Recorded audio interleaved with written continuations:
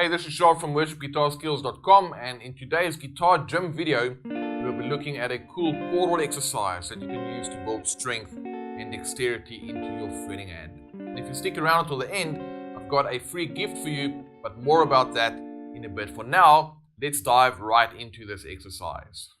So what we've got here are 4 chord shapes with some very specific movements. Let me play it for you real quick.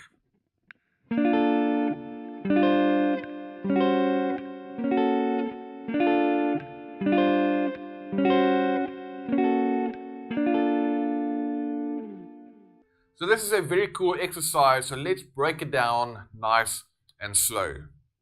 So here's the first chord shape. I've got frets 5, 6, 7, and 8 across the E, B, G, and D strings.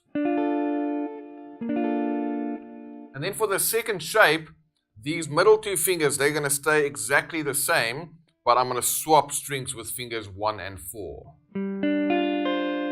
That means I now have 5, 7, 6, 8, like this. So if I change from shape 1 to shape 2, it's going to look like this. Again, shape 1 to shape 2. So as you can see, it's only the first and fourth fingers that are changing strings. Now let's go to shape 3.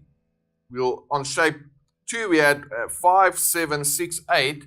Now we're going to leave fingers 1 and 4 this time, but fingers 2 and 3 will be swapping around. So here's shape 2, shape 3. Again, shape 2.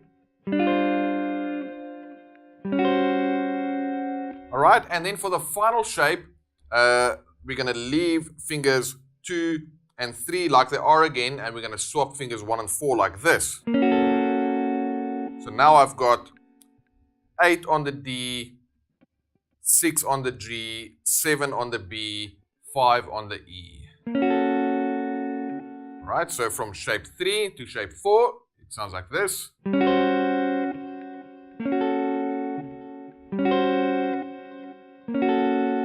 And now to get back to shape 1, fingers 1 and 4 will remain where they were, and I'm literally just going to swap fingers 2 and 3 around again. And there we are back at this chord shape right there. Alright, there we go. So let's put all of these shapes together and loop it a couple of times. Here we go.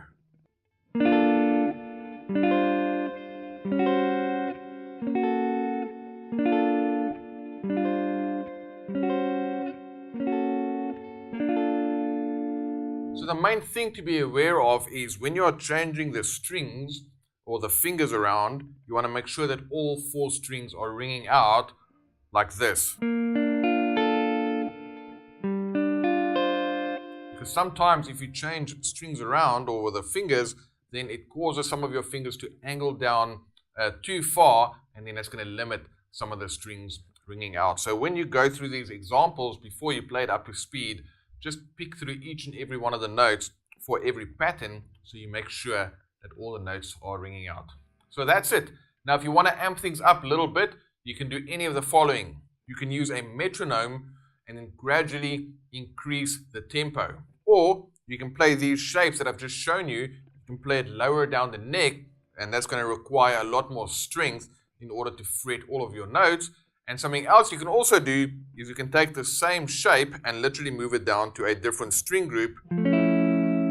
That is also going to take a little bit more tension because in order to fret all of your notes, but you're also going to have to just kind of get used to playing with those middle 4 strings.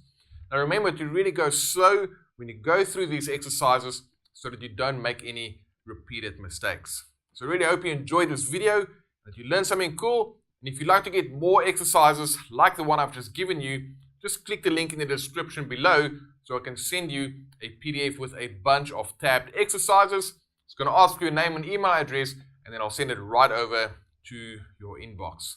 Now finally guys, I'd like to keep doing these free lessons, so if you enjoyed this, go ahead, hit the thumbs up, and let me know in the comment section what else you'd like to learn. And also, don't forget to subscribe so you can get notifications whenever I release new free lessons just like this one. Right, guys, thanks a lot for watching, and I'll see you on the next one.